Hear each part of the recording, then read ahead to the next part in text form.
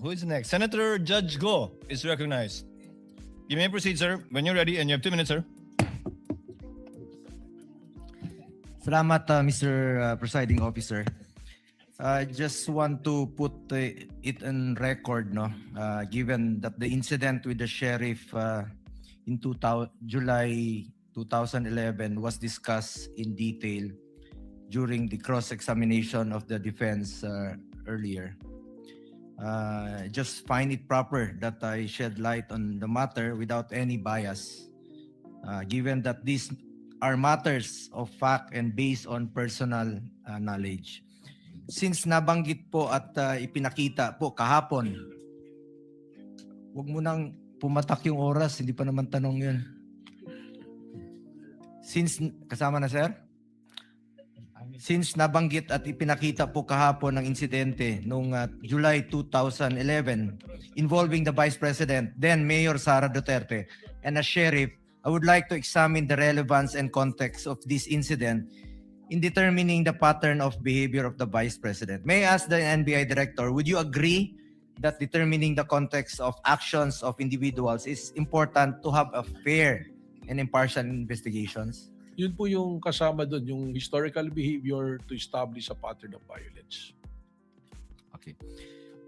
Are you aware na may alam niyo ba yung konteksto at dahilan kung bakit nagawa ni then Mayor Sara Duterte yun? And are you aware na may demolition noong panahong yon involving 217 families who were facing eviction? Tama po, ang pagkakaalam ko po, si Sheriff Abe ay dala-dala ang isang legal and valid order of demolition at gusto niyang ipatupad po yung demolition bilang pagganap po sa kanyang tungkulin. A simple search online would provide further details. No? Nagalit po si then Mayor Sara noon dahil nakiusap siya sa sheriff na kung pwede bang i-postpone ng ilang oras at i-delay mo ng eviction ng 217 na families. At naalala ko noon na meron pong pulisiya si former Mayor Rodrigo Duterte na ayaw niya pong magpaalis ng mga informal settlers pag walang malapitan, walang malipatan po yung mga illegal settlers. Kawawa naman po itong mga to na minadali silang paalisin. Is it correct that Davao City was then, sabi ko nga kanina, no? It was correct that Davao City was then dealing with the aftermath of a flash flood. At that then Mayor Sara Duterte had come from attending to affected residents before proceed. Alam niyo ba ito? Well, I was informed po kanina nung sinasabi yan. Alam niyo bang 31 po yung namatay noong panahon yon? Yun po, nalaman ko po kanina. Actually, nandun po ako nung nangyari po yung insidente. At after 2 days, bumisita rin po yung si former Vice President Jojo Binay. Kasama niya yung anak niya na si Senator Nancy Binay.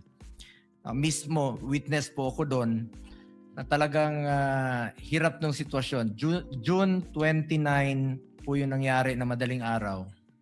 Yung flash floods. At marami pong namatay, no? 28 to 31. At after a day, July 1, may schedule po yung sheriff na palisin yung mga informal settlers na wala pang malilipatan. Ang maalala ko lang po na nakiusap si then Mayor Sara na kung pwedeng ipagpaliban muna ng ilang oras o araw yung pag demolish po sa mga illegal or informal settlers na walang malilipatan. Actually, sa totoo lamang po, since we are here for the search for the truth and justice, I believe it is incumbent upon me to put on record my recollection of what happened.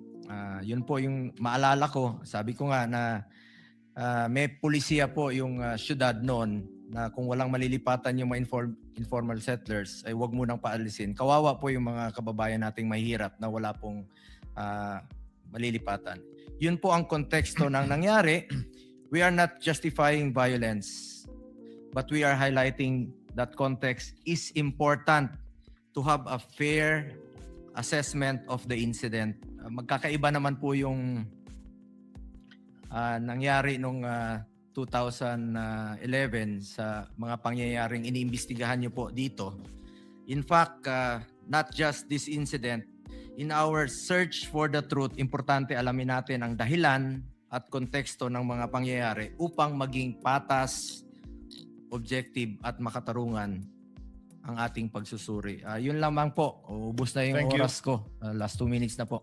Thank you, Thank you, Senator Mr. President. Judge. Thank you, Go. Mr. Presiding Officer. Salamat po. Tapos na ba yung oras ko? Sabi ni Anika, tapos na daw. Pagtabla yun sa basketball po, pagtabla sa last 2 minutes. May Salamat extension na 5 minutes po. Thank you, second round. Thank you, Senator Judge. Go. Senator Judge Ontiveros is recognized. You may proceed, ma'am, when you're ready. You have 2 minutes as well. Salamat, Mr. Presiding Officer. Mr. Witness, Opo. nabanggit po kanina ang political speech at pag-express ng dissent sa gobyerno. Bilang abogado at public servant, kailan po sa tingin ninyo lumalampas sa kritisismo at nagiging national security concern?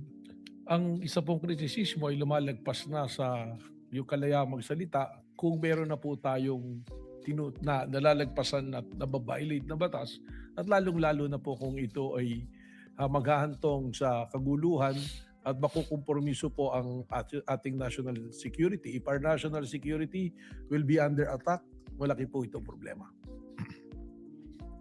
So kung may kritisismo pero meron din pong potensyal na lumikha ng kaguluhan o gawing insecure ang national security, lumalampas na po sa kritisismo, nagiging concern of national security ayon sa tingin po ninyo. Tama po, binabantayan na po natin yan ng masusi at mas malapit na pagbabantay. Alright, salamat po. Ibang paksa naman po, Mr. Witness, sa lahat po ba ng sitwasyon kung saan nag-iba ang testimonya ng isang witness, masasabi po bang wala ng katotohanan yung pahayag nila? Ang testimonya po na paiba-iba ay dyan po pumapasok yung intervention ng korte na nakikinig kung anong testimonya ang dapat pakinggan. At titingnan po dyan ano ba ang circumstances, bakit may ganong testimonya, bakit nagbago, at eventually kung ano po yung talagang nilagdaan at kinilala, ay importante po yun. Speaking of yung circumstances, meron po bang mga valid reasons o meron po bang mga dahilan kung bakit nag-iiba ang testimonya sa karanasan at obserbasyon nyo? Marami po. Marami pong may pagbabanta sa buhay ng tumitistigo o sa kanyang pamilya o sa kanyang katatayuan. Maaari din po na dahil may konsiderasyon na pinansyal, pwedeng magbagong testimonya. At meron pa po siguro na tinitingnan din kung nabasasakripisyo ang kanyang pagkatao, hindi naman yung banta sa buhay niya, kundi sa pagkakakulong or kung ano man, or meron pong taong gusto pong pagbigyan sa kanyang pagtestigo. So bagamat syempre naman po naghihigpit ang korte sa mga usapin ng katotohanan at standards ng katotohanan, ay hindi po masasabi sa lahat ng pagkakataon na wala ng katotohanan ang isang testimonya o yun, na Tama po hindi yan. na totoo ang isang testimonya o bahagi ng isang testimonya. Tama po yan, at lalong-lalo na kung may iba pong ebidensya, whether documentary or testimonial evidence din, pwede pong ibangga doon sa testimonyang sinabi para ma-attain po at makita kung kailangang tanggapin o paniwalaan ng testimonyang sinasabi po ng isang tao. At doon po pumapasok yung wisdom ng korte, timbangin ang lahat at subukan pa rin gabayan ang buong proseso na buuin yung buong kwento at totoong kwento mula sa kahit pira-piraso. Tama po yun, yung wisdom and of course guided po by the law, the letters and the spirit of the law po. Of course. Huling tanong na lamang po, Mr. Witness. Sundan ko yung tanong kanina ni Senate President tungkol sa persons of interest. At ang punto po ninyo, tama po ba na pwedeng persons of interest ang kanyang mga security ni Vice President. Wrapping up, Mr. Presiding Officer, ilan po sa pagkakaalam nyo ang security complement ni Vice President?